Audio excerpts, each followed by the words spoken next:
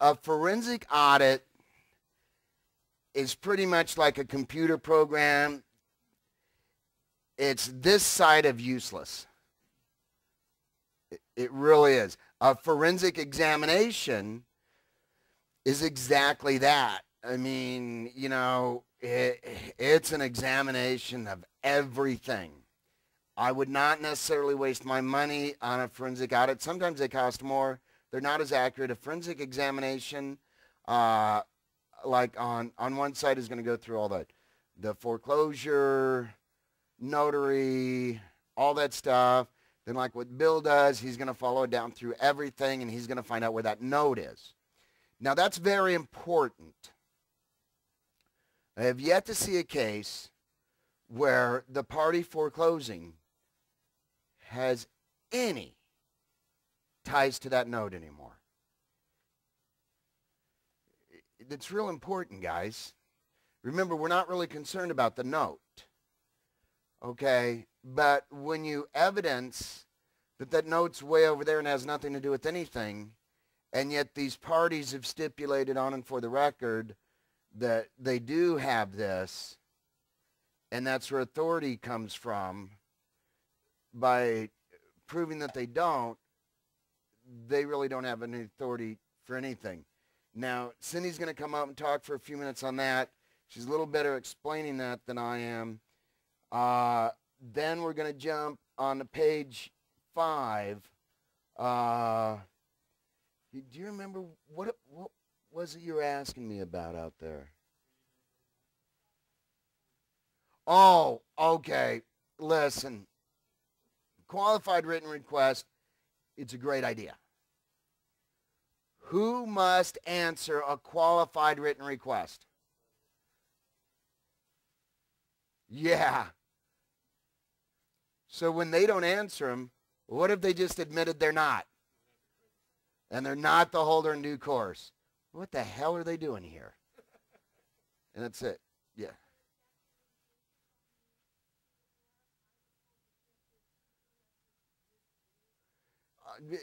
Statute of limitations are never going to apply in this. Why? Fraud. Statute of limitations commences from the discovery of the fraud. Okay.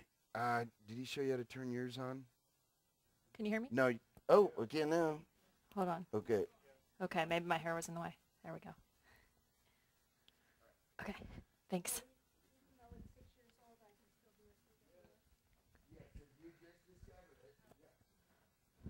Hi.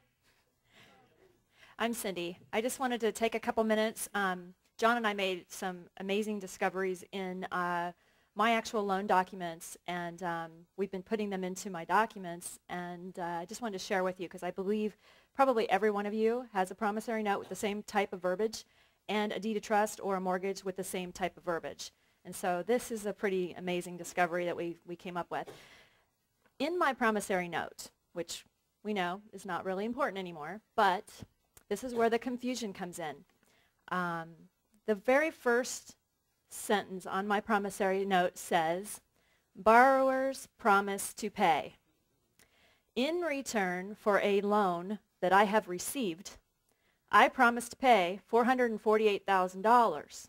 This amount is called principal plus interest to the order of lender. Lender is Homecomings Financial Network, Inc.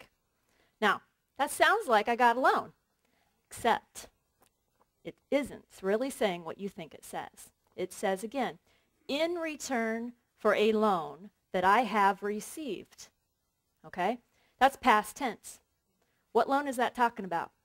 Is that talking about the $20 loan my dad gave me when I was 12? Is that talking about the loan for my car? Maybe I borrowed some money from John. Are we talking about that loan? What loan are we talking about? It does not say here that Homecomings gave me the sum of money of $448,000 anywhere. All it says is in return for some loan at some time that I had somewhere with someone, I promised to pay them $448,000. You get it? You see the legalese? That's real tricky because if you get on the stand and they ask you, well, did you get a loan? It says here, you know, that in return for a loan you received, you think that means that this bank gave you a loan, but it didn't.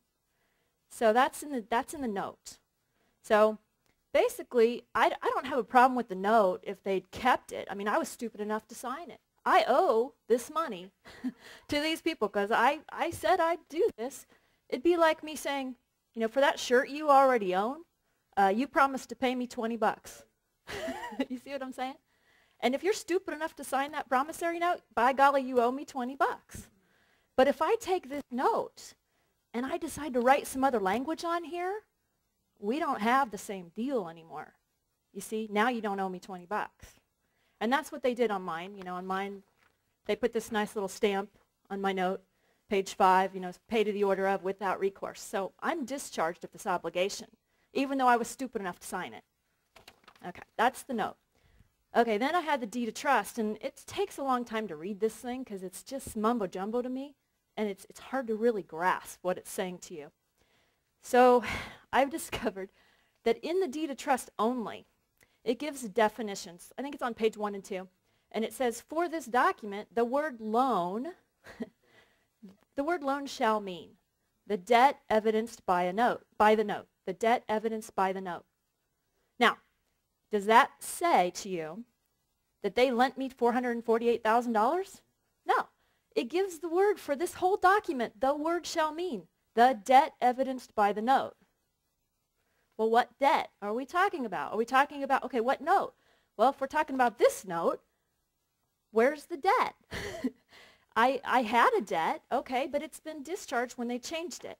If we're talking about a sum of money, it doesn't say that. It just gives the definition of this word in that deed of trust as a debt evidenced by a note. So I think that's real important to understand that throughout the deed of trust, the word loan doesn't mean what you think it means. And then, of course, the note, it doesn't mean what you think it means either. And then the next thing I just wanted to bring up is the fact that, you know, when you have a deed of trust, they take it to the county recorders, as John said, and they record it. It is no longer with the note. If they recorded the two together, we'd be fine. They'd be fine. They could come after your house. But since they don't, one goes one direction, one goes the other, just like he said. And I know there was another point I wanted to make about that. Yes. Okay. The word loan shall mean, for this document, I think it says, the word loan shall mean a debt evidenced by the note. And it's actually, if you look in your deed of trust, it's on page 2, paragraph H. Yeah. Is that what it says? Yeah. Yeah. Right.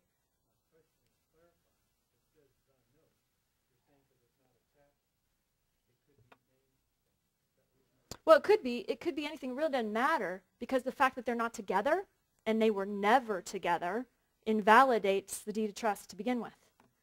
The deed of trust, per the law, what is it, Carpenter v. Longan, has to always be with the note to be valid. The fact that they took the deed of trust and recorded it without the note, it was never kept together. You see? So because it was never kept together for 1 second, it's invalidated. And besides that, on both documents, there's nowhere that says Homecomings ever lent me the sum of $448,000. It just tricked me into believing I got some type of a loan by the note saying that in return for a loan that I have received, I promise to pay. You see? You have a question? Okay. Hi, Cindy. Thank you very Hi. much. I have my deed of trust in front of me, and on page 2, it references description of the property. The property which is located at 1619 Shoreview Avenue, see Exhibit A, which Exhibit A does give the APN, does give the Sure. legal description. So my deed of trust does reference that it wasn't a loan from my dad for 20 bucks. It describes a property that I'm not getting The money. language that I was talking about in the note, okay, which is a separate document, is No, I'm the one talking that about the says, deed of trust. I know, but the language that I described about I have a loan I have received, that language is in the note, not the deed of trust. Mine's in the deed of trust. Okay, your language in your deed of trust says, in return for a loan that I have received? That's on the first page. And then on Of the deed of trust or the promissory note? of the deed of trust. Okay, I'd have to see that because I haven't Yes. seen one like that. Yeah. So they describe what they are loaning me money on, and they have an Exhibit A which gives a legal description of it. So Is his different than mine? Okay, good. See the mic. yeah.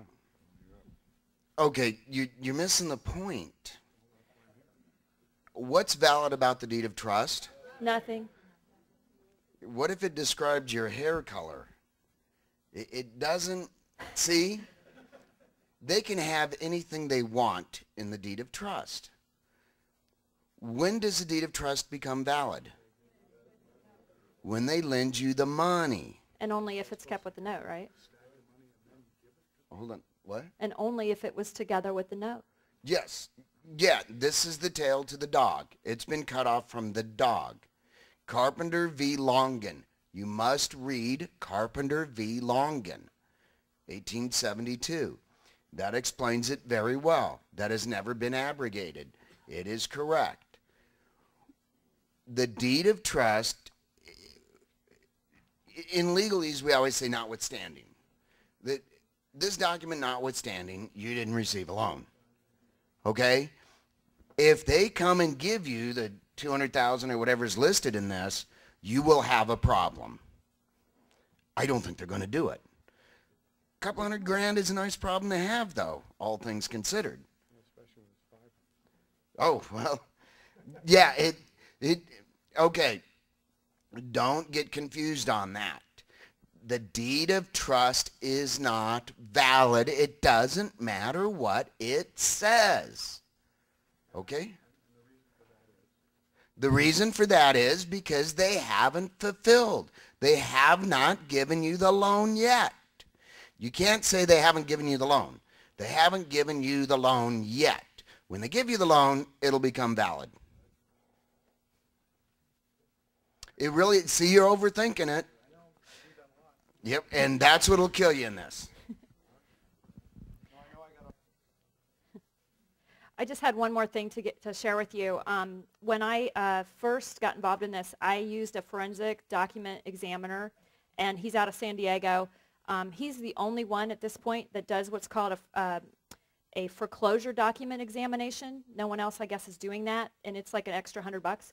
If you use John's name, probably my name by now, you'll get the attorney rate, which is highly discounted versus the regular rate.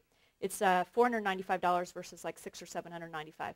His name is Charles Horner. It's Horner, and his phone number is 619-475-8412.